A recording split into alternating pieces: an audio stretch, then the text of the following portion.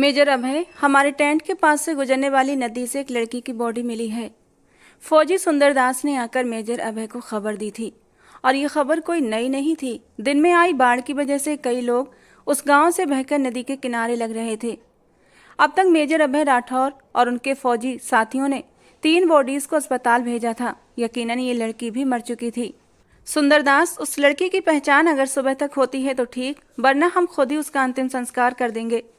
Sir, वो लड़की मरी नहीं अभी तक, कुछ सांसें उसके शरीर में बाकी हैं, इसीलिए मैं आपके पास आया था। अभय चौंक पड़ा था। Oh really? डोंट बिलीव कि वो लड़की अब तक जिंदा है। खैर, भगवान ने जिसको बचाना होता है उसकी जिंदगी कोई नहीं ले सकता। अभय जल्दी से अपना कोट पहनते हुए टेंट से बाहर आया था, जहां सामने ही रेस्क्यू टेंट में उस लड़की को रखा गया था। सर, लड़की वही है। उन्होंने जब एक नज़र उस लड़की को देखा तो जैसे वो अपनी आंखें झुकाना भूल चुके थे। ऐसा भरपूर हुस्न उन्होंने आज तक नहीं देखा था। लड़की की धीमी धीमी सांसें चल रही थीं। सुंदरदास के कहने पर अभय जल्दी से आगे बढ़ा था और उस लड़की की नब्ज चेक करने लगा। वाकई वो लड़की अभी तक जिंदा थी। तुम डॉक्टर को बुलाओ सुंदरदास। हम इस लड़की को अस्पताल भी लेकर जा सकते थे, लेकिन अभी रात के 1 बजे हमारा यहाँ से निकलना खतरे से खाली नहीं होगा, इसलिए हमारे खेमे में मौजूद डॉक्टर प्रमोद को बुलाकर लाओ। सर, प्रमोद की बीबी को बच्चा होने वाला था, तो वो कल ही छुट्टी लेकर जा चुका है। सुंदरदास ने सर झुकाते हुए खबर दी थी। ऐसे कैसे? अगर वो छुट्टी पर था तो किसी दूसरे डॉक्टर को यहाँ होना जरूरी था। इतनी बड़ी लापरवाही कैसे हो सकती है? सर, डॉक्टर कौशिक कुछ ही घंटे में यहाँ पहुँचने वाले हैं। ओके ठीक है, तुम जाओ, मैं इस लड़की को देखता हूँ। सुंदरदास वहाँ से चला गया था और अभय उस लड़की को देखने लगा। दिसंबर की सख्त ठंडी की रातें थीं। ऐसे में उस लड़की का पानी में भीगकर पूरा वजूद ठंड से नीला पड़ने लगा था। अगर इस लड़की को फौरन ही इलाज न मिला तो उसकी जान बचाना मुमकिन नहीं था। अभय ने आगे बढ़कर उस लड़की के हाथों को छुआ था, जो एकदम बर्फ की तरह ठंडे हो रहे थे। हालांकि मोटे गर्म कंबल में भी उस लड़की की बॉडी को गर्मी नहीं मिल रही थी। वो धीरे धीरे उसकी हथेलियां रब करने लगा था। वो लड़की बेहोशी में भी सख्त तकलीफ में मालूम हो रही थी। उसके होंठ हल्के हल्के कांप रहे थे। वो अब उसके पैरों के तलवों को भी सहलाने लगा था, लेकिन उसका ठंडा बदन किसी भी तौर गर्माहट नहीं ले रहा था। डॉक्टर के आने में 3-4 घंटे लग जाने थे और तब तक उसे गर्म रखना जरूरी था। अभय को कुछ भी समझ नहीं आ रहा था। टहलते हुए एक नज़र उठाकर उस लड़की की ओर देखा था। जो विचार मन में आ रहे थे वो करना नहीं चाहता था, लेकिन अपनी आंखों के सामने यूं एक मासूम लड़की को मरते भी नहीं देख सकता था। शायद मेरा ये कदम उठाने से लड़की की जिंदगी बच जाए, लेकिन ऐसे कैसे किसी गैर लड़की के वो इतना करीब हो सकता था? वो अपना सर हाथों में थाम गया। हालांकि उन्हें सिखाया जाता था कि इंसानी जान बचाने के लिए कभी कभी तुम्हें वो भी करना पड़ता है जिसके करने के लिए तुम्हारा मन गवाही नहीं देता। मेजर अभय ने गहरा सांस लेते हुए आंखें बंद की थीं, जैसे खुद को इस काम के लिए तैयार कर रहा हो, और अगले ही पल उसके हाथ अपने कोट के बटन पर ठहर गए थे। वो अपना कोट उतारकर दूर रख चुका था और अब अपनी शर्ट के बटन खोलता हुआ उसकी तरफ बढ़ रहा था, जिसकी सांसें अब मध्यम पड़ने लगी थीं। होठों का कांपना कम होने लगा था। शायद उसका शरीर अब और सहन नहीं कर सकता था और वो अपनी हिम्मत हारने लगी थी। वो शर्ट उतारकर उस लड़की के कंबल में लेट चुका था। उसका ठंडा वजूद जब उसके वजूद से टकराया तो एक ठंडी लहर अभय के शरीर में दौड़ी थी। उसने आंखें बंद करके उस लड़की को अपनी पनाहों में समेटा था। रात के अंधेरे में उसे उसके गीले कपड़ों से अलग किया था और धीरे धीरे उसके ठंडे वजूद को गर्म करने लगा। हालांकि ये करते हुए वो किस बर्दाश्त से गुजर रहा था वही जानता था। उसे खुद के ऊपर कंट्रोल मुश्किल था। एक नेचुरल बात थी। जब एक जवान खूबसूरत लड़की इतने करीब थी तो दिल में जज्बात मचलना नॉर्मल बात थी, लेकिन वो अपने संस्कारों से गिरा हुआ नहीं था जो कुछ पलों के सुकून के लिए किसी की जिंदगी बर्बाद कर देता। उसने आंखें बंद करते हुए उस लड़की के ठंडे होठों को अपने होठों की कैद में लिया था और धीरे धीरे उसे गर्मी देने लगा। वो उसे हर पहलू से समेटने की कोशिश कर रहा था। काफी देर गुजर जाने के बाद धीरे धीरे उस लड़की की बॉडी में हरकत होने लगी थी। वो अब खुद ब खुद मेजर अभय की बाहों में सिमटने लगी थी, जैसे उसे सुकून मिला था। उसकी सांसों की गर्मी मेजर अभय ने महसूस की थी। उसके होंठ, जो इससे पहले एकदम बर्फ की तरह ठंडे हो रहे थे, अब दहकते हुए अंगारे बनने लगे थे। उसके दिल की धड़कनें नॉर्मल होने लगी थीं। उसका पूरा शरीर पूरी तरह नॉर्मल हो चुका था। उस लड़की की गहरी सांसें इस बात की गवाही थीं कि वो सुकून से सो चुकी थी। लेकिन उसे बाहों में लिए कब मेजर अभय की भी आंख लग गई, उसे पता ही न चला। सुबह सूरज की पहली किरण के साथ उसकी आंख उस लड़की के रोने पर खुली थी। वो अपने आसपास चादर लपेटे बुरी तरह रो रही थी, जबकि मेजर अभय भी उठकर बैठा था। खुद पर नजर पड़ते ही उसने जल्दी से अपनी शर्ट उठाकर पहनी थी। सिचुएशन को समझते हुए अभय बुरी तरह घबराया था। प्लीज इस तरह मत रोइए, जैसा आप समझ रही हैं वैसा कुछ भी नहीं है। इसमें समझने वाली बात तो कोई नहीं ना। मुझे सब कुछ अपनी आंखों से दिखाई दे रहा है। मेरा सब कुछ खत्म हो गया। काश ये सब देखने से पहले ही मैं मर चुकी होती। वो लड़की हाथों में चेहरा देकर बुरी तरह फूट फूट कर रो पड़ी थी। शायद वो काफ़ी देर से रो रही थी, क्योंकि उसकी आंखें रोने की वजह से गुलाबी होने लगी थीं। गाल और नाक भी लाल टमाटर हो चुके थे। अभय जल्दी से शर्ट के बटन बंद करता हुआ उसके करीब आया था और वो थोड़ा सा पीछे खिसकी थी। देखिए प्लीज मेरा विश्वास करें, आपकी जान बचाने के लिए ये करना जरूरी था। अभय को समझ नहीं आ रहा था उस लड़की को कैसे समझाए। काश ये सब करके आप मेरी जान न बचाते तो मुझे इतना दुख न होता। वो लड़की फिर रो पड़ी थी। मैं अपनी आंखों के सामने आपको मरते नहीं देख सकता था। अभी हम यहाँ जिस समय मौजूद हैं, यहाँ से हॉस्पिटल काफ़ी दूर था और रात के 1 बजे आपको अस्पताल ले जाना नामुमकिन था। हमारा डॉक्टर भी हमारे खेमों में मौजूद नहीं था। ऐसे में जब तुम हमें नहर किनारे से मिली तो तुम्हारी हालत बहुत ख़राब थी और तुम्हारी जान बचाने के लिए तुम्हारे शरीर को गर्मी देना ज़रूरी था। लेकिन मैंने अपनी पूरी हद में रहकर तुम्हारे शरीर को गर्मी दी है। मैंने तुम्हारे साथ कुछ भी गलत नहीं किया, मेरा विश्वास करो। मेजर अभय अटकते हुए अपनी बात समझाने की कोशिश कर रहा था और वो बेयकीनी से मेजर अभय को देख रही थी। कितनी आसानी से आपने कह दिया कि हद में रहकर आपने मेरी जान बचाई है। आपकी नज़र में हद पार करना क्या होता है? औरत मर्द का शारीरिक संबंध बन गया और बस यहाँ पर हद खत्म हो गई। मेरे लिए इससे पहले भी कुछ हदें हैं। मैंने अपने आप को आज तक बहुत संभाल कर रखा था। मेरे ऊपर आज तक किसी गैर मर्द की नज़र तक नहीं पड़ी थी। इस तरह मेरे करीब आना तो दूर की बात थी। मैं आप पर विश्वास भी कर लूं कि आपने मेरे साथ कुछ भी गलत नहीं किया था, लेकिन इसके बावजूद भी आप और मैं जिस हालत में एक ही कंबल में थे वो भी मुझसे बर्दाश्त नहीं हो रहा। नहीं जीनी मुझे ये जिंदगी। ये कहकर वो फूट फूट कर रो पड़ी थी और मेजर अभय एक गहरा सांस लेकर रह गया था। ठीक है, तुम्हारे ऊपर किसी गैर मर्द की नज़र नहीं पड़ी ना, और अब तुम इस बात से दुखी हो कि मैं तुम्हारे लिए गैर हूँ। वो कुछ ही पलों में बहुत बड़ा फैसला ले चुका था। मैं तुम्हारे साथ एक जायज़ रिश्ता जोड़ना चाहता हूँ। तब तो मैं तुम्हारे लिए गैर नहीं रहूँगा ना, और तब तुम्हें कोई शर्मिंदगी नहीं होगी। उस लड़की ने नज़र उठाकर मेजर अभय को देखा था। मैं झूठे वादे नहीं करता, वादा है तुमसे, तुम्हें अपनी जायज़ पत्नी बनाकर तुम्हें पूरा सम्मान और मान दूंगा। अभी फ़िलहाल तैयार हो जाओ, तुम्हें तुम्हारे माँ बाप के पास पहुँचाना है और तुम्हें लेने, तुम्हारी इज्जत बनाने मैं ज़रूर आऊँगा। ये एक मेजर का वादा है तुमसे। ये कहकर वो बाहर निकल गया था और आरती सिसक पड़ी थी। जल्दी ही उसके माँ बाप का पता लगा लिया गया था और उसे उसके माँ बाप के हवाले करते हुए उसने आंखों ही आंखों में उससे वादा किया था कि मैं तुम्हें लेने ज़रूर आऊँगा। और आरती एक उम्मीद भरी नज़र उस पर डालते हुए अपने माँ बाप के साथ चली गई थी। कुछ ही दिन बाद उसकी छुट्टियाँ हुईं और वो अपने घर लौट आया था। लेकिन इस दिल का क्या करता जो उस लड़की के पहलू में जाकर बैठने के लिए मचलने लगा था। जब उस रात की उसकी संगत महसूस होती तो उसका दिल खुद ब खुद धड़कने लगता, होठों पर मुस्कान आ जाती, उसके नर्म वजूद की नरमी महसूस करता तो दिल में नए एहसास पनपने लगते थे और इस एहसास से दिल में गुदगुदी सी होने लगती थी। जब उसने उससे शादी का वादा किया था, लेकिन तब उस लड़की के लिए उसके दिल में कोई जज्बात नहीं थे। लेकिन जब से वो उससे दूर हुई थी उसे समझ आया था वो उसके लिए अपने दिल में फीलिंग्स रखने लगा है। और फिर यही मौका था, उसने अपनी माँ भावना जी को अपने दिल की हालत बता दी, जबकि भावना जी तो हत्ते से ही उखड़ गई थी। तुम सोच भी कैसे सकते हो कि तुम किसी भी ऐरी गैरी लड़की को उठाकर मेरी बहू बना दोगे? मेजर सुनील राठौर के बेटे हो तुम, जिनका नाम लोग एक गांव में नहीं आसपास के गांव में भी बहुत इज्जत और सम्मान से लेते थे। उसकी बहू इतनी मामूली से घराने से हरगिज भी नहीं। मैं तुम्हारी शादी ठाकुर प्रताप की बेटी के साथ तय कर चुकी हूँ और उसी से तुम्हारी शादी होगी। जबकि अभय अपनी माँ की बात पर हैरान हुआ था।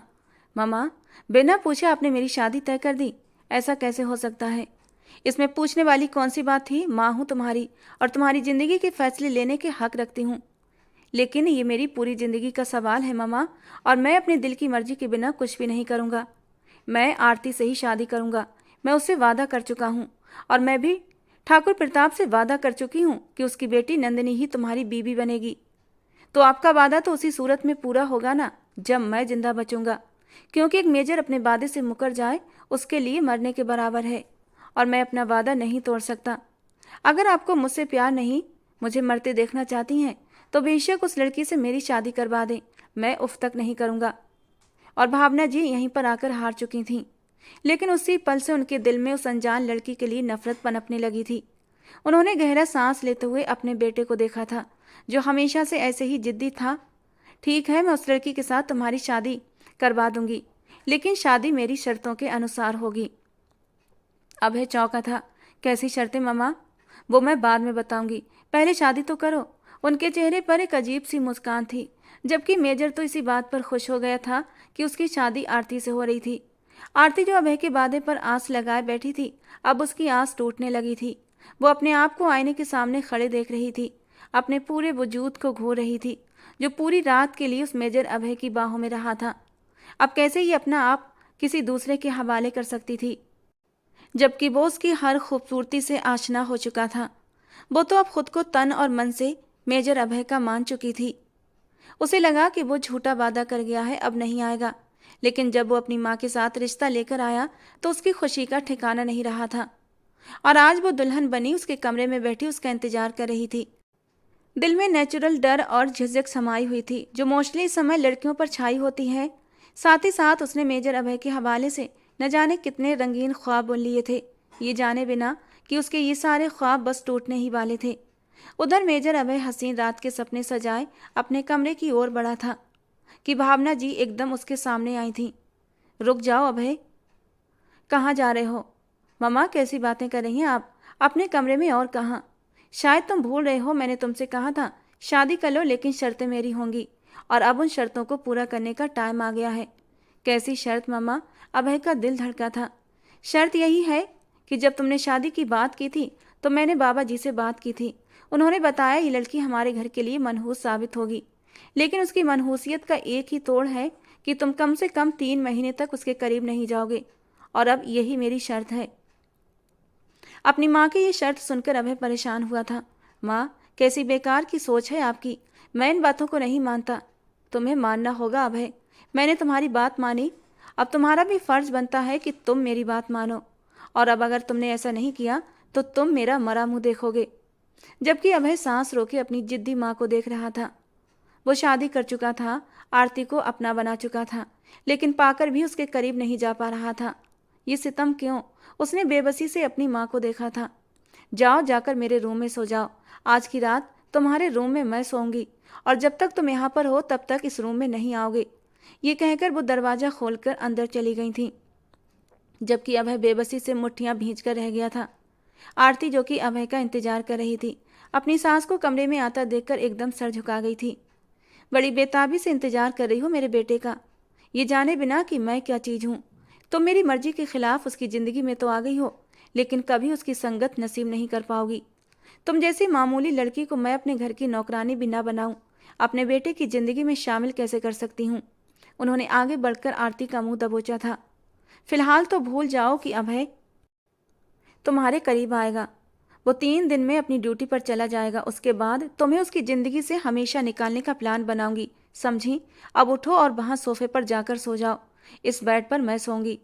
जबकि आरती तो कुछ समझ ही नहीं पाई थी। उसकी खुशियों का, उसके ख्वाबों का महल यूं टूटकर चकनाचूर हुआ था कि वो तो कुछ बोल भी नहीं पा रही थी। पूरे 3 दिन तक अभय ने आरती को नहीं देखा था।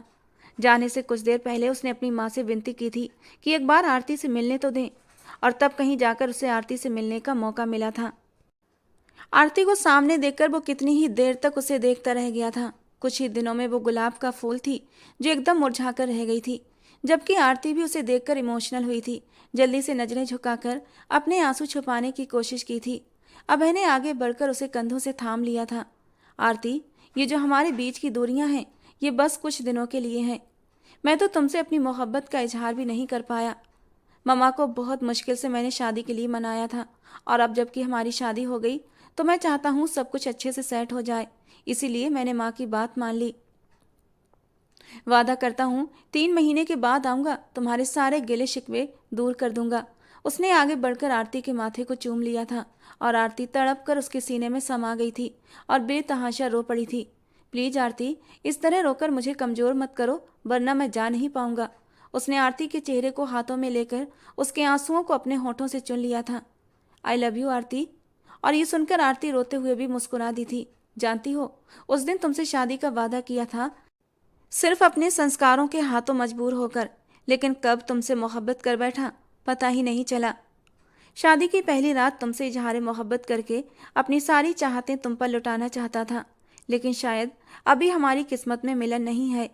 3 महीने तक मेरा इंतजार करना आरती, उस दिन हमारे मिलन की रात होगी और उस दिन हमारे बीच की सारी दूरियां खत्म हो जाएंगी। वो आरती के आंसू पोंछकर उसके माथे को चूमकर उसे बाय बोलकर कमरे से बाहर आ गया था। अपनी माँ और अपनी बहन सुरभि से मिलने के बाद उसने एक नज़र खिड़की पर खड़ी आरती पर डाली थी और आरती कमरे की खिड़की से तब तक नहीं हटी थी जब तक वो उसकी आंखों से ओझल नहीं हो गया था। और अब भावना जी को पूरी पूरी आज़ादी मिल चुकी थी आरती को उसकी ज़िंदगी से बाहर निकालने की। ये 3 महीने कैसे काटे थे ये तो अभय जानता था या आरती। भावना जी कभी भी आरती को अकेले में अभय से बात नहीं करने देती थीं। जब भी अभय आरती से बात करने के लिए कहता तो उसके सर पर सवार रहती थी और आरती बस हूँ हाँ में जवाब देती रहती। कोई रोमांटिक सी बात कहता तो उसका चेहरा लाल होता और जल्दी से अपनी नजरें झुका लेती। अभय उसके मुंह से अपने लिए कुछ सुनना चाहता था, कोई प्यार भरी बात, लेकिन उसकी ख्वाहिश ख्वाहिश ही रह जाती थी। भावना जी को सामने खड़े देखकर आरती कुछ कह ही नहीं पाती थी। जैसे तैसे करके ये जुदाई का लंबा समय भी कट गया था और अब मेजर अभय 3 महीने के बाद छुट्टियों पर घर आ रहा था। उसके चेहरे पर एक अलग ही चमक थी। ये शादी के बाद उसकी पहली छुट्टी थी और मेजर अभय की आंखों में अपनी नाजुक सी खूबसूरत बीबी का चेहरा जमकर रह गया था। उसकी शर्मीली सी मुस्कान और उसकी उठती गिरती लंबी घनी पलकें अभय के दिलो दिमाग पर एक गहरी छाप छोड़ रही थीं। इस बार अभय ने पक्का इरादा कर लिया था कि वो ड्यूटी पर आते हुए हर सूरत आरती को साथ लेकर आएगा, क्योंकि अब वो उसके बिना एक पल भी रहना नहीं चाहता था। सोचने लगा कि माँ को भी किसी तरह इस बात के लिए मना लूँगा कि वो अब उसके साथ रहेगी, क्योंकि अब उसकी लगाई हुई पाबंदी का टाइम भी पूरा हो चुका था। लेकिन वो क्या जानता था, इंसान कई इरादे बना लेता है मगर होता कुछ और है। अपने दिल पर काबू पाता मेजर अभय ने आरती को सोचते हुए अपना फ़ोन निकाला और एक हाथ से ड्राइव करते हुए दूसरे हाथ से नंबर डायल करते मोबाइल कान से लगाया। दूसरी तरफ बेल जा रही थी। एक बार, दूसरी बार और फिर तीसरी बेल पर उसे उस दुश्मने जां की खनकती हुई आवाज़ कानों में टकराई थी, जैसे उसकी सारी थकान कहीं गुम हो गई थी। क्या बात है, आज डायरेक्ट तुमने फ़ोन कैसे उठा लिया? वो मम्मी जी बाथरूम में है, उनका फ़ोन बज रहा था, मैंने देखा आपका नंबर था तो उठा लिया। कहाँ पहुँचे? मैं सुबह से तैयार बैठी आपका इंतज़ार करते करते थक चुकी हूँ, आप जल्दी आ जाएं। दूसरी तरफ आरती थी, शायद अपनी बेकरारी को छुपा नहीं पाई थी, जबकि उसकी बेकरारी को महसूस करके अभय जोर से हंस पड़ा था। मैं भी कम बेकरार नहीं हूँ आरती, तुम्हारे पास आने के लिए। बस कुछ ही घंटे की बात है, फिर तुम मेरी बाहों में होगी और आज तुम्हारे सारे गिले शिकवे दूर कर दूंगा, तुम्हें अपनी मोहब्बत की बारिश में भिगोकर। बोलते बोलते अभय का अंदाज मदहोश हुआ था और आरती का दिल धड़कने लगा था। वो शर्माते हुए कॉल कट कर चुकी थी और अभय के होंठ मुस्कुरा उठे थे। आरती की बात ने उसका दिल खुश कर दिया था। इन 3 महीने में उसने हर वक्त इन दूरियों के मिटाने के बारे में सोचा था, मगर घर पहुंचने से पहले गुलाब और बेले के ताजे गजरे और वाइट टुलिप का बुके खरीदना नहीं भूला था। आरती की खुशी का अंदाजा लगाते अंदर अंदर वो खुद भी खुश हुआ था। घर पहुंचकर आरती का हंसता मुस्कुराता चेहरा नजर आने की बजाय उसकी माँ की चीख ने उसका स्वागत किया था। वो घबराया हुआ सा आगे बढ़ा और माँ की आवाज़ की तरफ भागा था, जो कि सुरभि के कमरे की तरफ से आ रही थी। उनके चेहरे पर अविश्वास और दुख के गहरे बहाव थे, आंखों से आंसू बह रहे थे, जैसे वो अपने गम को काबू करना चाहती थी। अभय ने आगे बढ़कर देखा, वहां सुरभि औंधे मुंह फर्श पर गिरी पड़ी थी और हौले हौले लरज रही थी। उसके मुंह से झाग भी बह रहे थे। अपनी बहन की हालत देखकर बेताबी से वो उसके करीब आया था और झुककर उसे पुकारने लगा, सुरभि क्या हुआ, आंखें खोलो, प्लीज मेरी तरफ देखो, उठो सुरभि। सुरभि तकलीफ से तड़पती एक झटका खाकर खामोश हुई थी। जल्दी करो, इसे अस्पताल लेकर चलो, मेरी बच्ची को क्या हो गया अभय, जल्दी करो। भावना जी मुंह पर हाथ रखकर रो पड़ी थी। जो सुरभि को झंझोड़कर जगाना चाह रहा था, मगर उसकी गर्दन एक तरफ को लुढ़क चुकी थी। उसका शरीर ठंडा पड़ने लगा था। अभय ने उसकी नाक के करीब उंगलियां ले जाकर उसकी सांसों को महसूस करने की कोशिश की थी। नब्ज थामी तो एकदम सन्नाटे में चला गया था। सुरभि की सांसें थम चुकी थीं और अभय अपनी बहन के अचानक मर जाने पर अभी तक यकीन नहीं कर पा रहा था। मम्मा, अस्पताल जाने की अब कोई ज़रूरत नहीं बची। सुरभि हमें छोड़कर जा चुकी है। ऐसा कैसे हो सकता है? मैं उसको बिल्कुल सही सलामत छोड़कर गया था, फिर अचानक उसको क्या हुआ? बहती आंखों के साथ वो माँ की तरफ देखने लगा।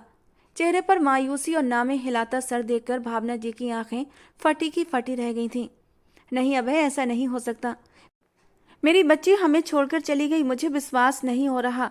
क्या बिगाड़ा था मेरी बेटी ने उस जालिम का? मार डाला मेरी सुरभि को, मेरी मासूम बच्ची को उसने। वो जोर जोर से चीखते हुए रो रही थी और अभय अपनी माँ की बात पर चौंक कर उनकी तरफ देखने लगा था। किसने मार डाला मम्मा? आप कहना क्या चाहती हैं? कौन है मेरी बहन की मौत के पीछे? अभय की आंखों में जैसे खून उतर आया था। तुम्हारी बीवी ने मार डाला मेरी बच्ची को। अरे उसने क्या बिगाड़ा था तुम्हारी बीवी का? हर वक्त हंसती मुस्कुराती मेरी फूल सी बच्ची, उसको इतनी बुरी लगने लगी कि जान ही ले ली।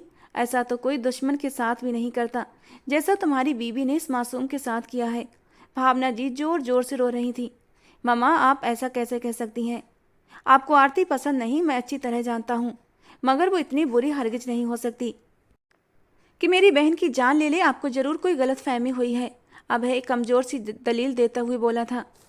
तुम्हारी जवान बहन तुम्हारे सामने मुर्दा हालत में पड़ी है और तुम अब भी अपनी बीवी की तरफदारी कर रहे हो।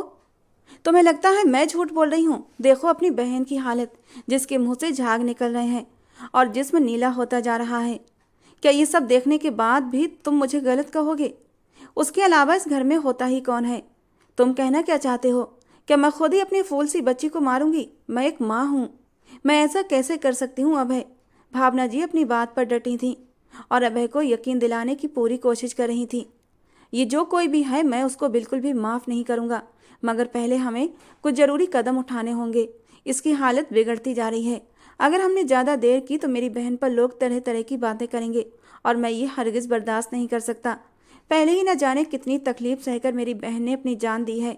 अब और दुनिया से चले जाने के बाद लोग उसकी पीठ के पीछे सारी ज़िंदगी उसको बुरे शब्दों से याद करें। ये मौका मैं दुनिया को हरगिज नहीं देना चाहता। वो तेजी से सुरभि को कमरे से उठाकर बाहर लेकर आया था। पल भर में घर का माहौल बदल चुका था। सुरभि की मौत ने जैसे सबको हिलाकर रख दिया था। चीख पुकार की आवाज़ों ने धीरे धीरे गली मोहल्ले वाले और रिश्तेदारों ने हवेली में आना शुरू कर दिया था, जहाँ सुरभि की माँ भावना जी गम से निढाल सुरभि सुरभि पुकार रही थी। अचानक जवान मौत पर हर आंख भरी हुई थी, मगर ये भगवान की करनी थी। उसे ऐसे ही दुनिया से जाना था। अब वह किसी से बात नहीं करना चाह रहा था, मगर लोगों के इकट्ठा हो जाने पर भावना जी सबके सामने रोते हुए सीना पीट रही थी। मेरी फूल सी बच्ची को उसकी अपनी सगी भाभी ने मार डाला और एक भाई जो अपनी बीवी से सवाल जवाब करने की बजाय खामोशी से खड़ा न जाने किस बात का इंतजार कर रहा है। उसको अपनी जवान बहन की मौत का भी एहसास नहीं हुआ। अभी तक बीवी के गुण गाए जा रहा है। सुरभि ने न जाने किस गुनाह की सजा पाई है। मैं किससे इंसाफ मांगूंगी? हे भगवान, तू ही मेरी बच्ची की मौत का बदला लेना। उसका भाई तो बेरहम हो गया है। किसी ने सच कहा है, बीवी के सामने मर्द को कुछ भी दिखाई नहीं देता। जानबूझकर लगातार रोते हुए भावना जी न सिर्फ भीड़ को सुरभि की मौत की वजह बता रही थीं, बल्कि अपने बेटे की खुदगर्जी का ढिंढोरा भी पीट रही थीं। और वो नहीं जानती थीं कि उनकी मांगी हुई दुआ किस कदर तेजी से कबूल होने वाली थी। जल्दी ही सुरभि की मौत का इंसाफ होने वाला था। वहां मौजूद औरतें अपने दिमाग के हिसाब से कहानियां बनाने लगीं। कोई कहती कि शक्ल से मासूम दिखने वाली भाभी इस कदर जालिम हो गई कि पति की इकलौती बहन को ही जान से मार दिया, तो कोई कहती इसमें कुछ न कुछ गड़बड़ जरूर है। मुझे लगता है सुरभि ने खुदकुशी की है। हो सकता है उसे उसकी भाभी ने ना मारा हो और उसने खुदकुशी न की हो। शायद उसका वक्त ही पूरा हो गया था। एक समझदार औरत ने वहां मौजूद औरतों की बोलती जबान को चुप करवाना चाहा। खैर, जितने मुंह उतनी बातें थीं। लगातार इसी तरह की कहानी बनती और बिगड़ती जा रही थी और अभय, जो बहन की मौत पर इस तरह की बातें सुनकर सदमे से पागल हो रहा था, खुद को मजबूत जाहिर करने की कोशिश कर रहा था। कुछ सोचकर वो अपने कमरे में आया था। घर आते हुए अभय ने कब सोचा था कि घर में उसके लिए कयामत इंतजार कर रही थी। कमरे का दरवाजा खोलकर वो अंदर दाखिल हुआ तो सामने ही एक कोने में जमीन पर बैठी आरती डर से कांप रही थी और लगातार सर नामे हिलाए जा रही थी। ये सब क्या हो गया? ये सब कैसे हुआ? आरती लगातार इन्हीं शब्दों को दोहरा रही थी। आरती, होश में आओ। तुम घर पर ही थी तो मुझे बताओ कि सुरभि के साथ ये सब कैसे हुआ। क्या तुम इस बारे में कुछ जानती हो? प्लीज मुझे बताओ, वरना मैं पागल हो जाऊंगा। अभय आरती के पास जाकर रिक्वेस्ट करते हुए बोला था। मैं कुछ नहीं जानती। मुझे नहीं पता ये सब कैसे हुआ। मुझे कुछ नहीं पता, मैं सच कह रही हूँ। आरती जैसे अपने होश में नहीं लग रही थी। वो बहुत डरी हुई थी। इस वक्त एक झटके से दरवाजा खोलकर भावना जी अंदर आई थीं। पूछो पूछो अपनी बीवी से, इसने ये हिम्मत कैसे की कि मेरी बेटी को, क्या मेरी बेटी का इस घर पर कोई हक नहीं था कि उसे जान से ही मार दिया? अगर उसे मेरी फूल सी बच्ची से इतनी तकलीफ थी तो मुझे बता देती। मैं उसे लेकर कहीं और चली जाती, कम से कम मेरी बच्ची जिंदा तो रहती। भावना जी के लगातार जिद करने पर आरती सख्ती से ना में सर हिलाते हुए बुरी तरह रो पड़ी थी। मामा, आप ये कैसी बातें कर रही हैं? ये इन बातों का समय नहीं है। मैं बाद में हर मामले को खुद ही देख लूंगा। अभी हमें ये सब बातें नहीं करना चाहिए। घर में लोग इकट्ठा हैं। अभय जैसे बर्दाश्त के एक मुश्किल दोराहे से गुजर रहा था और फिर थोड़ी देर में सुरभि का अंतिम संस्कार की प्रक्रिया शुरू हो चुकी थी। अभय को रह रहकर अपनी बहन की मासूम हरकतें याद आ रही थीं, जो खुद से 5 साल बड़े भाई से जबरदस्ती लाड उठवाती और हंसती मुस्कुराती पूरे घर की रौनक थी। भाई, अब आप घर से अपनी यूनिफॉर्म में जाया करें। मुझे आपको इस यूनिफॉर्म में देखना अच्छा लगता है। अभय आर्मी फोर्स ज्वाइन करने के बाद फिर भी हर वक्त इसी बात की जिद करती और अभय मुस्कुराकर रह जाता। मगर इस बार उसको अपनी बहन जिस हालत में मिली थी वो दर्द से टूटकर बिखर गया था। मेरी बहन के साथ ये जुल्म किसने किया? क्या आरती सुरभि के साथ ये सब कुछ कर सकती है?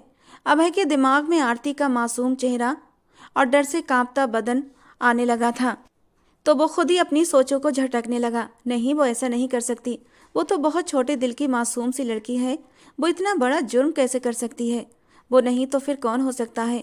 मम्मा लगातार उसी के बारे में क्यों कह रही हैं?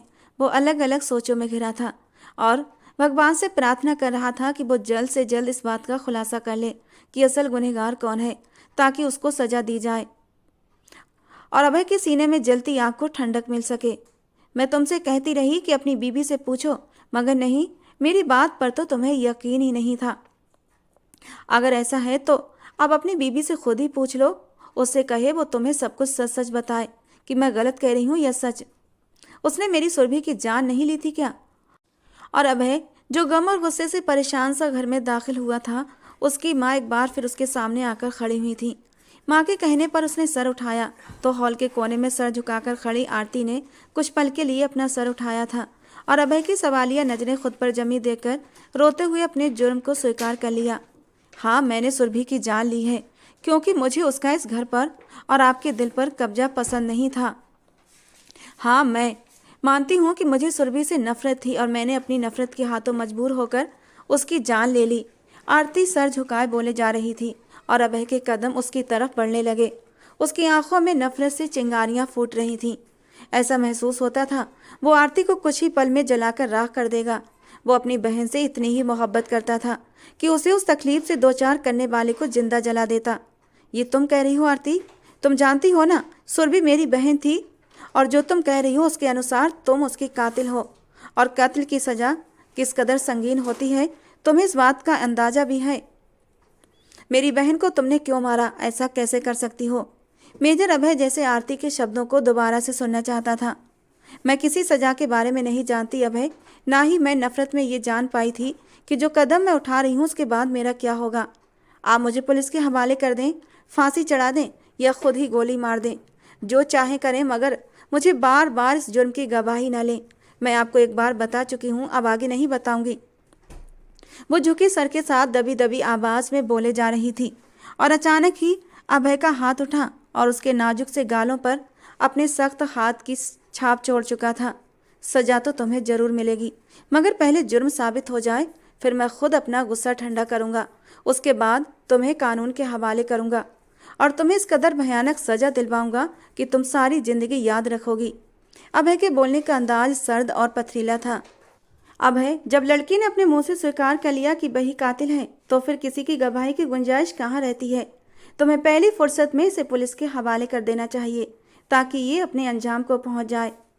इस वक्त शायद ये भी अपने किए पर पछता रही है, इसलिए इसने सच बोल दिया है। कहीं ऐसा ना हो ये अपने शब्दों से मुकर जाए और बाद में तुम्हें कोई ठोस सबूत भी ना मिल पाए जिससे तुम कातिल का पता चला सको। इसलिए बेहतर है इसको अभी इसी वक्त पुलिस के हवाले करो। जुर्म को साबित करवाना पुलिस का काम है और ये काम तुम उन्हीं को करने दो तो ज़्यादा अच्छा होगा। भावना जी की बात सुनकर वो सोफे पर अपना सर पकड़कर बैठ चुका था और फिर भावना जी ने अभय की एक न सुनी आरती को पुलिस के हवाले कर दिया। अभय ने घर की एक एक चीज को छान लिया था, मगर इस बात का कोई ठोस सबूत उसके हाथ नहीं लगा था कि सुरभि को जहर कैसे दिया गया था। वो हर पहलू पर गौर करने लगा था। वो ये बात मान ही नहीं सकता था कि आरती जैसी सादा मिजाज और मासूम सूरत की लड़की इस कदर बड़ा कदम उठा सकती है। वो तो अपनी सास की तंजिया बातों को भी सर उठाकर जवाब देने की हिम्मत नहीं कर पाती थी, फिर किसी की जान कैसे ले सकती थी। मगर उसने अपने जुर्म को स्वीकार तो खुद ही किया था ना। और मेजर अभय जैसे इंटेलिजेंट बंदे का दिमाग खाली होकर रह गया था। वो सच और झूठ की पहचान नहीं कर पा रहा था। शायद अपनी बहन की अचानक मौत ने उसको सोचने समझने की सुध बुध से खाली कर दिया था। मेजर अभय, मैंने अपनी पूरी कोशिश की है और हर तरह से आरती से सवाल किए हैं, लेकिन मुझे किसी पहलू से वो मुजरिम नहीं लगती। उसकी बॉडी लैंग्वेज भी किसी गुनहगार या कातिल जैसी हरगिज नहीं है।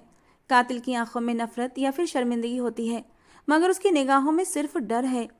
मैंने अपनी ज़िंदगी में कई औरतें जुर्म करने वाली देखी हैं और रोज़ कई तरह के मुजरिम मेरे पास लाए जाते हैं, मगर ये उनसे बिल्कुल अलग है। मेरा कई सालों का अनुभव कहता है ये लड़की बहुत ज़्यादा डरी हुई है और हो सकता है किसी दबाव में आकर अपना जुर्म स्वीकार कर रही हो, जो कि इसने किया ही ना हो, और अब सजा का सोचकर डर के मारे बुरी तरह काँप रही है। इंस्पेक्टर, क्या आपको यकीन है ये डर की वजह से बयान देने पर मजबूर हुई है? मेजर अभय ने पूछा। उसका बयान 3 तरह का है। मेरे सामना करते ही उसके माथे पर पसीना आने लगता है, मुझसे नजरें नहीं मिला पाती। पहले दिन उसका बयान था कि मैंने नफरत में अपनी ननद को मारा। मैंने उसे जहरीली बूटी दी थी और बाद में पता चला कि वो तो इस बारे में खुद भी नहीं जानती कि क्या चीज़ जहरीली है और क्या नहीं। मैंने उसे थोड़ा टॉर्चर भी किया कि शायद वो सच्चाई बता दे, मगर सब बेकार गया। अगले दिन मैंने उसे दोबारा बुलाया तो कहने लगी कि मैंने नहीं मारा, मगर जल्दी ही अपनी बयान की सफाई देने लगी कि गलती से एक्सपायर दवा उसको खाने को दी थी क्योंकि उसके सर में दर्द था। उसका जिक्र करते हुए उसके शब्दों में गहरा दर्द भी महसूस होता है, जैसे उसको सुरभि की मौत का बहुत दुख है। जबकि कल उसका बयान था कि उसको सांप ने डस लिया था और सांप मैंने उसके पास लॉन में देखा था, मगर मैंने उसे बताया नहीं कि मेरा काम आसान हो जाए, क्योंकि वो मुझे अच्छी नहीं लगती थी, मुझ पर रोज़ झगड़ती थी, इसीलिए मैं उसको मारना चाहती थी। अब आप बताएं कि उसकी मौत लॉन में हुई थी? नहीं ना। वो तो ये भी नहीं जानती जिस वक्त सुरभि की लाश मिली वो कौन सा वक्त था, लाश कहाँ मौजूद थी और उस वक्त आप कहाँ थे? पुलिस इंस्पेक्टर सुधा, जिसको जान पहचान की वजह से मेजर अभय ने ख़ास तौर पर यह काम सौंपा था, अपने ख्याल बता रही थी। उसके सेल फोन से भी कोई ऐसी कॉल या मैसेज रिकॉर्ड नहीं मिला। बस वो खुद को ही सुरभि की मौत का जिम्मेदार ठहरा रही है और यही उसका फोकस है। सर, कहीं ऐसा न हो जाए कि वो मासूम नाजायज़ सज़ा पा जाए और बाद में आपको पछतावा हो। पुलिस इंस्पेक्टर अपनी बात पर थी, मगर फिर मुझे अपनी बहन के मुजरिम का पता कैसे चलेगा? मैं आगे क्या करूं, मुझे कुछ समझ नहीं आ रहा। मेजर अभय का दिमाग काम नहीं कर रहा था। घर पर आने जाने वालों का और अपनी माँ पर भी आपको अच्छी खासी नज़र रखना चाहिए। हर छोटी से छोटी बात को आप खुद गहराई से नोटिस करेंगे तो कुछ ना कुछ ज़रूर सबूत मिलेंगे। हो सकता है सुरभि किसी वजह से खुद ही अपनी जान ले चुकी हो, मगर आपकी माँ या आपकी बीवी ये बात छुपाना चाहती हो। पुलिस इंस्पेक्टर ने एक नया पहलू सामने रखा था। आप कहना क्या चाहती हैं? मेजर अभय की गैरत को ये बात स्वीकार न हुई थी। मेजर अभय साहब, आजकल की लड़कियां बहुत जज्बाती हो गई हैं। अक्सर इस तरह के केसेस होते हैं कि घर वालों को लगता है हमारी बेटी पढ़ने गई है, मगर पुलिस इंस्पेक्टर ने अपनी बात अधूरी छोड़ी थी। मतलब साफ था, ऐसा नहीं हो सकता। मैं अपनी बहन को पूरी आज़ादी दे चुका था, वो मुझे सब बताती थी, तो इस तरह की बात मुझसे क्यों छुपाती? हमारे घर का हर इंसान आज़ाद ख्याल है। अभय के तेवर बिगड़े थे। कुछ भी मुमकिन है। आप खुद अपनी बीवी को भरोसे में लेकर उससे जानने की कोशिश करें सर। मैंने महसूस किया है कि वो आपसे बहुत प्यार करती है। जब भी आपका नाम आता है तो उसकी आंसुओं से भरी आंखें चमकने लगती हैं आप उसे अपने तरीके से पूछेंगे तो वो आपको ज़रूर बताएगी। और फिर मैं ज़्यादा देर तक आपकी बीबी को बिना किसी वजह के यहाँ पर नहीं रख सकती, ये आप भी अच्छी तरह जानते हैं। आज मैं छुट्टी पर जा रही हूँ। अगर कोई सीनियर विजिट कर लेता है तो फिर मैं और आप मुश्किल में फंस जाएंगे। आज ही उनको यहाँ से ले जाएं। घर पर नहीं रख सकते तो किसी होटल या फ्लैट में रखें और अपने साथ का यकीन दिलाएं और सच्चाई जानने की कोशिश करें। आरती, मैं तुम्हारी जुबान से सुनना चाहता हूँ। मुझे सब सच सच बताओ। अगर तुम्हें किसी पर शक है तो बताओ, कुछ भी ऐसा जिससे हमें सच्चाई जानने में मदद मिले। तो मुझे कुछ भी मत छुपाओ। अगर किसी तरह का झूठ बोल रही हो तो सच बता दो। बाद में मैं तुम पर किसी भी तरह का तरस नहीं दिखाऊंगा और पुलिस के हवाले कर दूंगा। तुम खुद जानती हो, एक जवान और खूबसूरत लड़की अगर थाने में लावारिस हो तो उसके साथ किस तरह का सलूक किया जाता है। और तुम्हें मेरी बात पर यकीन ना आए तो कान खोलकर सुन लो। मैं 3 तक गिनूंगा। अगर तुमने सब कुछ सच बताना शुरू नहीं किया तो मैं अभी इसी वक्त तुम्हें हमेशा के लिए अपनी ज़िंदगी से निकाल दूंगा। और फिर अगर मेरे डर से भी ये लोग तुम्हारे साथ थोड़ा बहुत नर्म व्यवहार कर रहे हैं तो मेरी तरफ से आज़ाद हो जाएंगे। मेजर अभय ने उसको धमकाते हुए गौर से उसके चेहरे के हाव भाव देखे थे। अभय से दूर जाने का ख्याल आरती के चेहरे पर एक साया बनकर लहराया था। मेरे साथ ऐसा जुल्म मत करना। मैं अपने किए की सज़ा पाने के लिए यहाँ पर मौजूद हूँ, मगर भगवान के लिए मेरे साथ कोई और जुल्म मत करें। आरती उसकी बात पर बेहद दुखी हुई थी। आज अभय के बोलने का अंदाज बिल्कुल सर्द और अजनबी था। हरगिज नहीं, मैं तुम्हें अभी और इसी वक्त अपनी ज़िंदगी से निकाल दूंगा, हमेशा के लिए तुम्हें तलाक देकर। अगर मुझे सारी सच्चाई न बताई तो, अभय ने गुस्से से सलाखों को मजबूती से थाम कर उसकी आंखों में देखते हुए कहा था। तुम्हारी खामोशी तुम्हें और भी शक में डाल रही है। अगर तुम चाहती हो मैं तुम्हें तलाक ना दूं तो तुम्हें बिना किसी डर के मुझे सब कुछ बताना होगा। मेरा यकीन करो, अगर तुम बेकसूर हो तो मुझे हर कदम पर अपने साथ पाओगी। तुम्हें बचाने के लिए मैं हर किसी से लड़ने को तैयार हूँ, मगर सिर्फ उस सूरत में कि तुम मेरी बहन की कातिल ना हो। सोच लो तुमने क्या फैसला करना है। मैं गिनती शुरू करने वाला हूँ। उसने आरती के हाथ में उम्मीद की डोर थमाई थी और साथ ही साथ तलाक का कहकर डरा भी दिया था। और उस पर प्रेशर डालने के लिए उसने उल्टी गिनती शुरू कर दी थी और आरती का रंग सफ़ेद पड़ने लगा था। 3, 2, 1। मेजर अभय ने गिनती पूरी कर दी थी। ठीक है, तुमने कल ही अपनी मनमानी, अब मैं अपनी करूँगा। हवलदार पांडे, तलाक के पेपर दो मुझे। उसने हवलदार पांडे को इशारा किया जो कुछ पेपर हाथ में लिए खड़ा था, जो कि एक खाके एनवलप के अंदर थे। एनवलप के अंदर सादा पेपर थे जिन्हें दिखाकर वो सिर्फ आरती को डराना चाहता था और उसके मुंह से सब कुछ सच सुनना चाहता था। उसकी ये कार्रवाई देखकर आरती के पैरों पर जैसे जान न रही थी और वो जमीन पर गिरती चली गई। उसके गिरने पर अभय ने गहरा सांस लेकर उसकी ओर देखा था। कुछ देर में इंस्पेक्टर सुधा वहां पर मौजूद थी। क्या हुआ सर, अभी तक आपने कोई फैसला नहीं किया? मेजर अभय। वो अभय के चेहरे पर सख्त पथरीले भाव देख चुकी थी। ये बेहोश हो गई है। मैंने पहले ही बताया था कि इन पर गहरा दबाव है। दूसरों की बातों पर यकीन करने की बजाय इससे नरमी से पेश आएं और सच्चाई को जानने की कोशिश करें। अगर आपने ज़्यादा प्रेशर डाला तो ये ज़रूर होगा कि इसकी जान जा सकती है। कोई भी इंसान अपनी हिम्मत से ज़्यादा बोझ नहीं सह सकता। अभय ने अपने तने हुए भाव ढीले छोड़े और खुद भी समझ नहीं पा रहा था कि वो ठीक कर रहा था या गलत। लॉकअप से निकालकर वो आरती को बाहों में उठाते हुए अपनी गाड़ी की तरफ चल पड़ा था। पिछली सीट पर सावधानी से लिटाते हुए चेहरे पर पानी के छींटे मारे तो आरती थोड़ा सा कसमसाई। आंखें खोलो आरती, प्लीज़ मेरी बात सुनो। मैं तुम पर भरोसा करने के लिए तैयार हूँ। कुछ नहीं पूछूंगा तुमसे अब, बस तुम ठीक हो जाओ। अभय उस पर झुका, उसको होश में लाने की कोशिश कर रहा था। उसने आंखें खोलकर आसपास देखा और फिर हैरत से सवाल किया, मैं यहाँ पर कैसे आई? आप मुझे कहाँ लेकर जा रहे हैं? वो बेयकीनी से अभय की तरफ देख रही थी। तुम ठीक हो? वो उसको नरमी से पूछ रहा था, मगर उसकी सवालिया निगाहों को खुद पर जमा देखकर गहरी सांस लेते हुए बोला, ठीक है, तुम चिंता मत करो, हम घर जा रहे हैं। मुझे तुम पर कोई शक नहीं, मगर शायद सच्चाई जानने की खातिर तुम्हें मैंने ज़्यादा ही दबाव में डाल दिया था कि तुम इस हाल को पहुंच गई। हो सके तो मुझे माफ़ कर देना। वो उसे तसल्ली देता हुआ ड्राइविंग करने लगा था और गाड़ी आगे बढ़ा दी। आगे बेटा, लेकिन इसको साथ क्यों लाए हो? क्या तुम्हारा खून इस कदर सफ़ेद पड़ चुका है कि तुमसे बस 3 दिन में ही सब्र न हुआ और आज तुम इसको अपने साथ लिए चले आए? इतना सब कुछ होने के बाद भी तुम कैसे मर्द हो, कैसे भाई हो कि बहन के कातिल को घर ले आए? तुम्हें क्या सिर्फ इतना ही याद है कि ये तुम्हारी बीवी है? क्या तुम्हें अपने बहन की मासूम सूरत याद नहीं आती? भावना जी बेटे को घर में दाखिल होता देखकर तो सुकून से हुई थी, मगर उसके पीछे आती आरती को देखकर उनके चेहरे पर गुस्सा आया था। एक पल भी नहीं लगा बेटे को खूब शर्मिंदा किया था।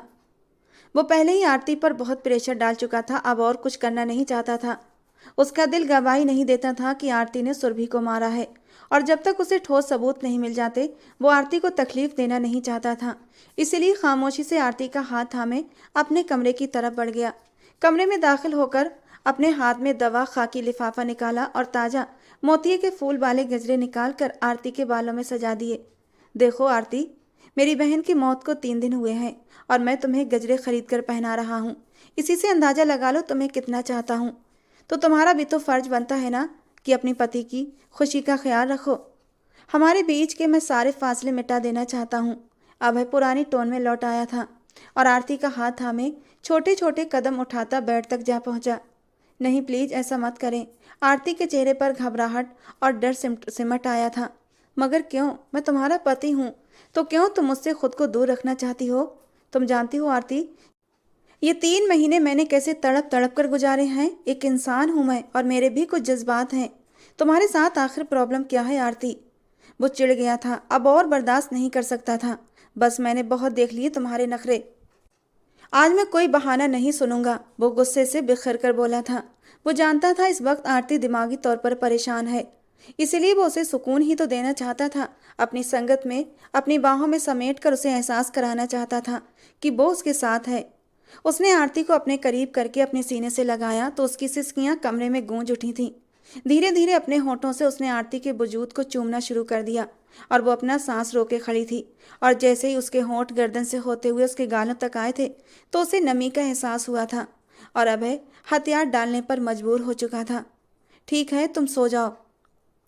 पहले ही तुम्हारी तबीयत कुछ ठीक नहीं है, खुद को और परेशान मत करो, क्योंकि मैं ज़बरदस्ती नहीं चाहता। अभय ने गहरा सांस लेते हुए खुद को रिलैक्स किया था और कमरे से बाहर बालकनी में चला गया। दिलो दिमाग में एक जंग सी छिड़ी थी और वो इस जंग से परेशान हो चुका था। वो अंधेरे में कुछ तलाश कर रहा था, वो अंधेरा जो उसकी ज़िंदगी में दाखिल होकर हर तरफ फैलता जा रहा था, जिसमें गुम होकर वो अपनी बहन के कातिल को तलाश नहीं कर पा रहा था। जिस वक्त वो घर में दाखिल हुआ था उसकी माँ की चीख उसके कानों में पड़ी थी और वो तेजी से अपनी माँ की चीख की तरफ लपका था, मगर उस वक्त वहाँ आरती नहीं थी। भावना जी वहाँ पर अकेली थीं। फिर वो आरती को क्यों कातिल बता रही थीं? सुरभि की मौत हादसा भी हो सकती थी। वो अलग अलग पहलुओं पर गौर कर रहा था, मगर कोई सिरा हाथ नहीं लगा। वो वापस बंद कमरे में आया जहाँ आरती न जाने कब की सो चुकी थी। वो भी काफ़ी थकावट महसूस कर रहा था, इसलिए सोना चाहता था। वो जैसे ही बालकनी के दरवाजे को बंद करने लगा उसने एक साया बाहरी दरवाजे से अंदर दाखिल होते देखा था, तो वो एकदम चौंका। फिर एक भी पल गवाए बिना वो कमरे से बाहर भागा था। सीढ़ियों के करीब खड़े होकर उसने वो साया बहुत ही तेजी से अपनी माँ के कमरे की तरफ जाते देखा था। अभय ने भी बिना कदमों की आहट पैदा किए उसी तरफ कदम बढ़ाए। हार्ट से वो अंदाजा लगा चुका था कि ये साया किसी मर्द का था। कमरे के दरवाजे पर पहुंचकर अंदर से आने वाली आवाज़ों पर गौर किया, मगर अगले ही पल उसके पैरों तले से जमीन खिसकी थी। उसका पूरा शरीर कांपने लगा था। अगर वो अपने कानों से इतनी भयानक हकीकत न सुन लेता तो कभी मरकर भी यकीन न करता। अभय की हिम्मत जवाब दे गई थी। जोरदार अंदाज में दरवाजे को लात मारते हुए वो अंदर दाखिल हुआ था। सामने सोफे पर एक अजीब से हुलिये वाला आदमी बैठा हुआ था। काली रंगत, ऊंचा चौड़ा वजूद, केसरिया कपड़े और खुद को एक चादर में लपेटे बैठा था। मगर सवाल ये था आखिर वो है कौन, और उसकी माँ उसके साथ इस कदर फ्रैंक अंदाज में घर के मामले क्यों डिस्कस कर रही थी, वो भी रात के समय। बेटी के अचानक कमरे में दाखिल होने पर वो बुरी तरह बौखला गई थी। कौन है ये इंसान जिसके साथ आप मेरी मासूम बहन के बारे में बात कर रही हैं? अभय बिना किसी लिहाज के दहाड़ कर पूछा था।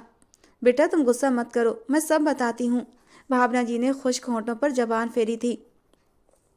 पहले इसे घर से निकालें। आप उसको अपने कमरे तक कैसे ला सकती हैं? जिस शक्ल से ही छटा हुआ बदमाश लगता है। बेटा इनको कुछ मत कहो, ये बहुत पहुंचे हुए बाबा हैं। भावना जी के चेहरे पर डर के साए थे। जबान संभाल कर लड़के, मुझे गुस्सा मत दिलाओ, कहीं तुम्हारा हाल भी तुम्हारी बहन वाला ना कर दूं, जिसको तड़प। उस इंसान के शब्द पूरे होने से पहले अभय ने उसके गिरेबान से पकड़कर झटके से खड़ा किया था। मामा, मेरी बहन का कत्ल आरती ने नहीं किया था, तो आपने मुझसे झूठ क्यों बोला? वो जख्मी शेर बन चुका था, जबकि अभय की बात पर भावना जी का रंग सफ़ेद पड़ा था। अभय बेटा, मेरी बात सुनो, ये तुम बहुत गलत हरकत कर रहे हो। उनकी नाराज़गी में हमारा घर बिखर जाएगा। आप कैसी बातें कर रही हैं? अभय हैरत से मुंह खोले अपनी माँ की बातों को समझने से परे था। तुम बहुत बड़ी गलती कर रहे हो, मुझे जानते नहीं हो। मैं काली ताकतों को इस्तेमाल करता हूँ और जो चाहे कर सकता हूँ। अगर चाहूँ तो अभी खड़े खड़े अपनी ताकत का इस्तेमाल करके तुम्हें इस बदतमीजी पर जला डालूं। वो अपने गले पर अभय के हाथों की तरफ इशारा करते हुए खूंखार से अंदाज में बोला था। अभय की आंखों में खून उतर आया।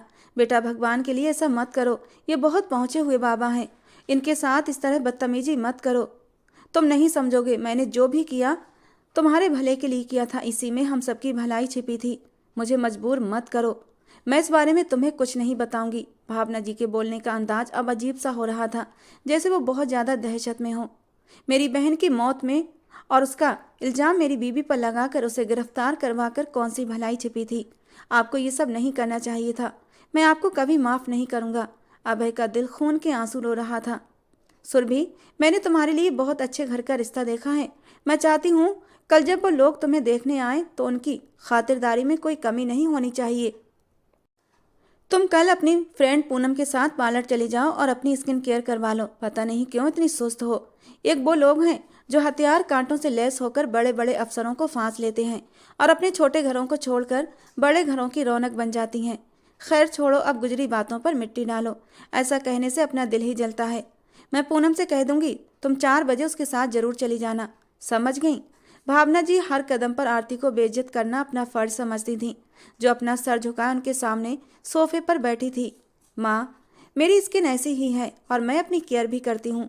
अब रंगत का क्या करूँ? ये सांवलापन तो मुझे आपसे मिला है। कुदरती रंग को पार्लर वाली कैसे बदल सकती है? और मुझे कोई रिश्ता विश्ता नहीं करना, मैं अभी पढ़ना चाहती हूँ और भाई ने वादा किया था वो मुझे पढ़ाई पूरी होने तक तंग नहीं करेंगे। प्लीज़ आप भी छोड़ दें ये सब। सुरभि की बात पर भावना जी गुस्से से तिल मिलाकर रह गई थीं। इस डायन के साथ रहकर इससे बदतमीजी सीख रही हो, माँ से बात करने की तमीज़ भूलती जा रही हो। अभी और इसी वक्त उठो और जाओ कमरे में और दोबारा मुझे इसके आसपास दिखाई मत देना। खैर, मैंने जो कहना था कह दिया, अब मुझे तुम्हारी तरफ से कोई भी ऐतराज़ नहीं सुनना। भावना जी का गुस्सा ठंडा नहीं हो रहा था।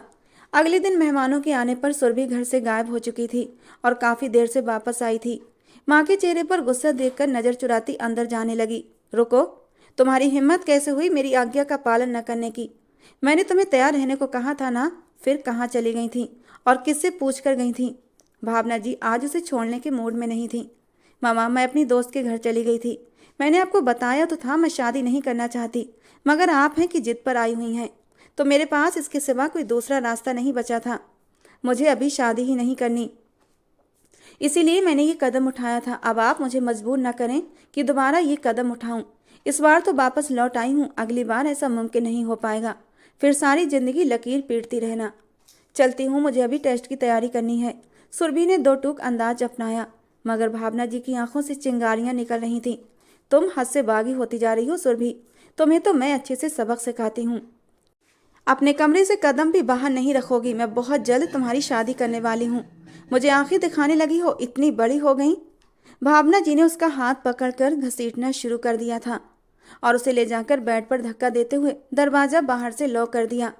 आरती एक तरफ खड़ी सब कुछ देख रही थी, मगर आगे बढ़ने या कुछ बोलने की हिम्मत उसमें नहीं थी। भावना जी ने खूंखार निगाहों से उसको घूरा और सर झटक कर अपने कमरे में आ गई।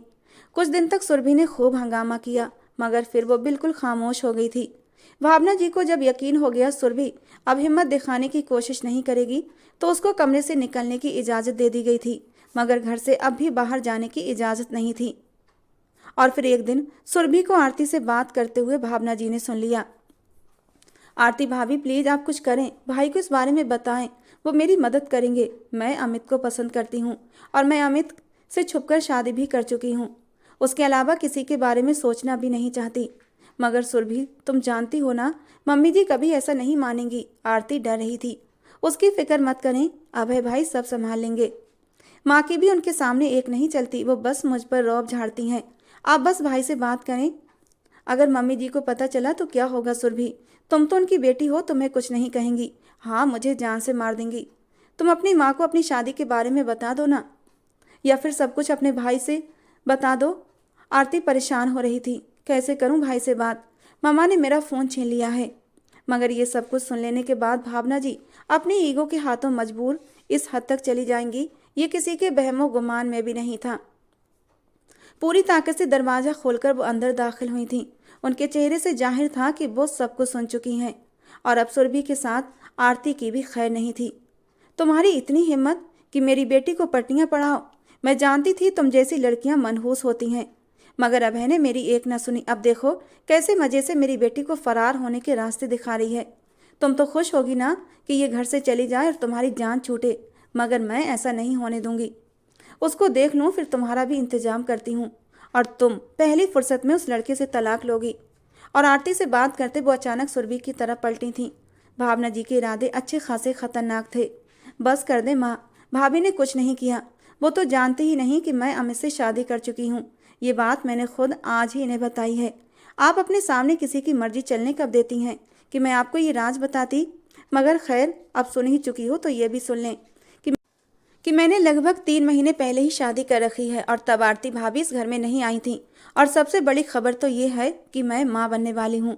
भलाई इसी में है कि मुझे मेरे पति के साथ विदा कर दें, वरना मैं कोई गलत कदम उठा लूंगी। सुरभि के खुलासे पर भावना जी के साथ आरती भी मुंह खोले हैरत का शिकार थी। और फिर कुछ दिन में ही अपने कमरे में कैद सुरभि को न जाने क्या कुछ बर्दाश्त करना पड़ा था। और जिस दिन अभय की वापसी थी उसी दिन सुरभि अपनी जान से हाथ धो बैठी थी। अपनी बेटी की मौत से भी आपने सबक नहीं लिया? जितना कमजोर विश्वास है आपका। जिंदगी और मौत तो भगवान के हाथ में होती है। ये खुद एक मामूली सा इंसान होकर किसी को कैसे नुकसान पहुंचा सकता है? अभय गुस्से से मुट्ठियां भींचते हुए अपनी माँ के डर को देख रहा था। मैं तुम्हें बताता हूँ कि मैं क्या कर सकता हूँ। उस इंसान ने अपने हाथ हवा में ऊंचे किए, मगर अभय ने तेजी से अपनी जेब से गन निकालकर उसको कुछ भी कहने का मौका दिए बिना ठंडा कर दिया था। और अभय का गुस्सा देखकर भावना जी अंदर तक कांप उठी थीं और उस बाबा के तड़पते वजूद को देख रही थीं। मुझे माफ़ कर दो बेटा, मैंने बहुत सोच समझकर ये कदम उठाया था। मैं नहीं चाहती थी हमारी बदनामी हो, लोग मेरी परवरिश पर उंगली उठाएं। सुरभि ने मुझे ये सब करने पर मजबूर कर दिया था। मैं तुम्हें कैसे बताऊं कि मैं बदनामी के किस दोराहे पर खड़ी थी? भावना जी सर झुकाए रोती जा रही थी। मुझे पहेलियों में मत उलझाएं माँ, जो कहना चाहती हैं साफ कहें। अभय किसी भी तौर ठंडा नहीं हो रहा था। सुरभि के लिए एक अच्छे लड़के का रिश्ता आया था। मैं तुम्हें उसके बारे में बताना चाहती थी, मगर सुरभि हमारी इज्जत को दांव पर लगाने वाली थी। वो किसी लड़के को पसंद करती थी, यहाँ तक कि शादी भी कर चुकी थी। तो इसमें क्या बुराई है? मानता हूँ सुरभि को हम पर यकीन करना था, मगर अपनी पसंद से शादी करना उसका हक था। इतनी बड़ी सजा आप उसे कैसे दे सकती हैं? अभय का गुस्सा कम नहीं हो रहा था, क्योंकि बात शादी से आगे निकल चुकी थी। अभय, तुम्हारी वो मासूम बहन माँ बनने वाली थी और सबकी राजदार तुम्हारी बीवी थी। तुम क्या चाहते थे कि मैं फिर भी खामोशी से तमाशा देखती रहती? मैंने मजबूर होकर ये कदम उठाया था। भावना जी ने अपना जुर्म स्वीकार किया था। मामा, मगर इसका ये मतलब नहीं कि अपनी झूठी अना का झंडा ऊंचा रखने के लिए आप एक नहीं 2 जिंदगियां ख़त्म कर दें और फिर उसके बाद सारा इल्ज़ाम आप उस बेकसूर आरती के सर पर डालकर खुद को बचा लें। क्योंकि तुम्हारी बीबी हमारे लिए मनहूस थी, मुझे बाबा जी ने पहले ही बता दिया था। इसलिए मैंने तुम्हें उसके करीब नहीं जाने दिया था। मैंने सोच लिया था कि मैं 3 महीनों में उसे तुमसे अलग कर दूंगी, लेकिन इससे पहले ही सुरभि वाला केस हो गया और फिर मैंने एक ही तीर से 2 शिकार करने चाहे। जब आरती रात को सो रही थी तो मैंने इसी बाबा की मदद से आरती के साथ बाबा की कई तस्वीरें बनाई थीं और वही तस्वीरें दिखाकर मैंने आरती को ब्लैकमेल किया था कि अगर उसने सुरभि की मौत के लिए खुद को जिम्मेदार नहीं ठहराया तो मैं ये तस्वीरें सोशल मीडिया पर वायरल कर दूंगी और अभय खुद तुम्हें अपने हाथों से ख़त्म कर देगा। वो बहुत रोई थी कि मैं मौत से नहीं डरती, बस अभय की आंखों में अपने लिए नफरत नहीं देख सकती। और वो मेरी बात मान गई थी। मुझे वो लड़की बिल्कुल पसंद नहीं, मैं उसे तुम्हारी ज़िंदगी से निकालना चाहती थी। भावना जी अब भी अपनी जिद पर अड़ी हुई थीं और यह हकीकत सुनकर अभय वहीं सोफे पर गिर गया था। वो मासूम सी लड़की उसके पीछे कितनी तकलीफ़ें उठा रही थी और उसे एहसास तक नहीं था। उसकी आंखें भीगने लगी थीं। उसने कसकर मुट्ठियां भींची थीं और अपने गुस्से को काबू किया था। मामा, सुरभि की गलत हरकत पर आरती को मनहूस कहने की बजाय आपको अकल से काम लेना चाहिए था। बड़ा दिल करके सुरभि को माफ़ करके उसे उसके पति के साथ विदा करना था। हर बात का पर्दा रह जाता, बाकी जो उसका नसीब होता वो खुद जिम्मेदार होती। मगर आपने तो बेहिसी की हद कर दी। अपनी सगी औलाद को ही कहते कहते अभय का चेहरा लाल हुआ था। और आप ये बाबाओं के चक्कर में पड़ गई। जानती हैं ना ये कितना बड़ा पाप होता है। आपने इन झूठे और पाखंडी बाबाओं के कहने पर और उनके बताए तरीकों से मेरी मासूम बहन की जान ले ली। हाँ तो क्या करती, मैं पहले खुद ही अपने हाथों से उसे सजा देने वाली थी, लेकिन औलाद थी ना तो ना दे सकी। फिर मैंने बाबा का सहारा लिया। मैं सुरभि की कुछ इस्तेमाल की हुई चीज़ें बाबा को देने लगी और बाबा ने जैसा जैसा कहा मैं वैसा वैसा करती चली गई। और आज बाबा अपने बाकी के पैसे लेने आए थे। रात के वक्त मैंने ही उन्हें बोला था ताकि ये किसी की नज़र में ना आ सकें। तुमने बहुत बड़ी गलती कर डाली है। ये बहुत पहुँचे हुए बाबा थे। अब अगर तुम्हें कुछ हो गया तो मैं क्या करूँगी। भगवान से डरे माँ, अपनी औलाद के साथ ये सब करके बजाय शर्मिंदा होने के आप अब भी जिद पर अड़ी हैं। सोचें अपने भगवान को क्या मुंह दिखाएंगी, अपने आप को कैसे छुपाएंगी उससे। मैं आपको इस बात पर कभी माफ़ नहीं करूँगा। आपकी बात मानकर मैंने एक बेगुनाह लड़की को पुलिस के हवाले कर दिया। ये तो भगवान की कृपा थी कि मैं बगैर किसी सबूत के उस पर कोई तकलीफ नहीं आने दी, इसीलिए उसको वापस घर ले आया हूँ। पापी तो आप हैं और मैं उसे मुजरिम समझता रहा। मैं अब और इस घर में आपके साथ एक दिन भी नहीं रखूँगा उसे। समझ गई आप? आपकी तो नीयत पहले ही ख़राब थी। पहले दिन से ही आपको आरती से प्रॉब्लम थी कि मैंने खुद से लड़की पसंद की थी और वो भी आम से घराने की। आप जानती हैं मेरे लिए सिर्फ मेरे दिल की खुशी अहमियत रखती है। मेरी खुशी आरती में थी, मगर अफसोस आप जैसी माँ जो अपनी जिद और अना में खुदगर्जी में पूरी तरह डूबी हुई थीं, जो समझ नहीं सकती थीं। अब रहिए अपने इस घर में अपनी झूठी अना के साथ, जो आपको अपने बच्चों से ज़्यादा प्यारी है। वो गुस्से से वहाँ से जा चुका था और अब भावना जी को एहसास हो चुका था, लेकिन अब उनके पास पछतावों के सिवा कुछ न बचा था। वो अपने कमरे में आया जहाँ आरती अपने बेड पर लेटी हल्के हल्के काँप रही थी। सोते हुए भी उसके दिमाग पर डर सवार था। मुझे माफ़ कर दो आरती, जिंदगी में पहली बार हकीकत को पहचानने में नाकाम रहा और अनजाने तुम्हारी तकलीफ़ का कारण बना हूँ। मैं अपनी जिम्मेदारियों पर तुम्हें विदा कराकर इस घर में लाया था और मैं तुम्हारी खुशियों का रखवाला था, मगर ये फ़र्ज पूरा करने में बुरी तरह नाकाम हो गया हूँ। तुम्हारे लिए तकलीफ़ और दर्द का कारण बनकर बेहद शर्मिंदा हूँ। मैंने अपनी माँ पर भरोसा किया था, समझ ही नहीं पाया वो तुमसे इस कदर नफरत करेंगी कि तुम्हें बर्बाद करके रख देंगी। उस औरत से मैंने क्या गिला करूं जो अपनी सगी औलाद की ना हुई। मगर काश तुम तो मुझ पर भरोसा करती और मुझे सब कुछ सच बता देती। कम से कम तुम्हें इस तरह तकलीफ का सामना नहीं करना पड़ता। और क्यों तुम्हारी बेबसी महसूस नहीं कर पाया मैं तो तुमसे मोहब्बत का दावा करता था ना, मगर तुम पर भरोसा न कर सका, क्योंकि मैं अपनी बहन सुरभि से बहुत मोहब्बत करता था। उसकी मोहब्बत में सच और झूठ का अंदाज़ा न कर सका, मगर अब और नहीं, मैं तुम्हें खुद से दूर नहीं करूँगी। अपनी माँ की बात मानकर तुम्हें उनके रहमो करम पर छोड़ देना मेरी खुद की गलती थी। हो सके तो मेरी ये गलती माफ़ कर देना। मैं तुमसे बेहद मोहब्बत करता हूँ और अगर तुम्हें कुछ हो जाता तो मैं सारी ज़िंदगी खुद को कभी माफ़ नहीं कर पाता। काश तुम मुझ पर एक बार भरोसा कर लेती आरती, काश एक बार मुझ पर भरोसा करके देखा होता। मैं तुम्हें कभी मायूस नहीं करता। अभय ने आगे बढ़कर आरती को अपनी बाहों के घेरे में लेते हुए अपनी गलती स्वीकार की थी। अभय जब उसके पहलू में लेटते हुए और जब अभय ने उसे अपनी बाहों में समेटते हुए उसके माथे को चूमा तो आरती ने आंखें खोल दी थीं। वो सब कुछ सुन चुकी थी। अपने कानों से अभय और भावना जी की बातें वो सुन चुकी थी और वो बुरी तरह डर गई थी और उल्टे कदमों जाकर कंबल में घुसकर लेट गई थी। लेकिन उसका कांपना बंद नहीं हो रहा था। वो तो बहुत मासूम थी, दुनिया की चालाकियों से दूर, लेकिन जो हकीकत आज उस पर खुली थी वो बुरी तरह डर गई थी। वो अभय की बाहों में सिमट गई थी, उसके सीने में सर छुपाकर रो पड़ी थी और अभय ने उसे सीने से भींचकर उसके आंसुओं को पोंछ दिया था। और उस रात अभय ने आरती के हर जख्म पर मरहम लगाया था, अपनी पनाहों में उस पर मोहब्बत लुटाते हुए आरती को हमेशा के लिए अपना बना लिया था। तो दोस्तों, आज की हमारी कहानी आपको कैसी लगी कमेंट बॉक्स में ज़रूर बताना। पसंद आई हो तो प्लीज़ लाइक करना। रोज़ एक नई कहानी सुनने के लिए हमारे चैनल को सब्सक्राइब करना। मिलते हैं दोस्तों अगली किसी नई रोमांटिक कहानी के साथ।